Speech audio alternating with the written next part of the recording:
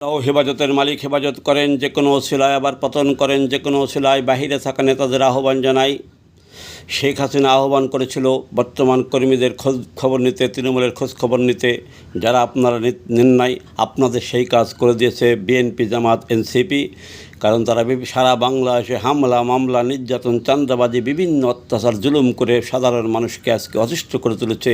সাধারণ মানুষ আজকে ভয় ভীতি বাদ দিয়ে তারা বলছে আমরা আগেই ভালো ছিলাম, শেখ হাসিনাকে চাই।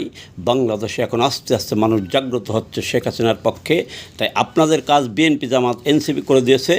এইগুলো না করলে পরে জনগণ জাগতো না, জনগণ আজকে মাঠে নামতো না, জনগণ আজকে বলতো না যে আমরা আগেই ভালো ছিলাম, শেখ হাসিনাকে চাই। তাই আপনাদের কর্মীদের কোনো সহযোগিতা করতে হয় নাই। তারা বিএনপি, জামাত, এনসিপি আপনাদের কাজ করে দিয়েছে জনগণের প্রতি অত্যাচার করে।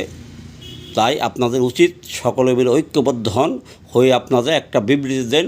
বিএনপি, জামাত, এনসিপিকে একটা ধন্যবাদ প্রস্তাব জানান যে আপনাদের পকেটের টাকা খরচ করতে হয় নাই, কোনো কর্মীকে দিতে হয় নাই, কোনো জনগণকে দিতে হয় নাই। বিএনপি, জামাত, এনসিপি আপনাদের কাজ করে দিয়েছে।